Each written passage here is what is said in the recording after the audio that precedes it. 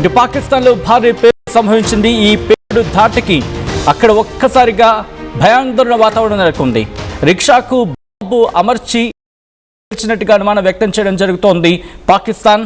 ఈ ఘటనకు పూర్తిగా టీటీపీ బాధ్యత వహించి ఉండొచ్చు, అంటే టీటీపీనే ఈ ఘటనకు కారణం అయి ఉండొచ్చు అని చెప్పి పాకిస్తాన్ పోలీసులు అనుమానం వ్యక్తం చేస్తున్నారు. దానికి సంబంధించిన బిగ్ బ్రేకింగ్ న్యూస్ మీరు చూస్తున్నారు ఆర్టీవీ స్క్రీన్ మీద.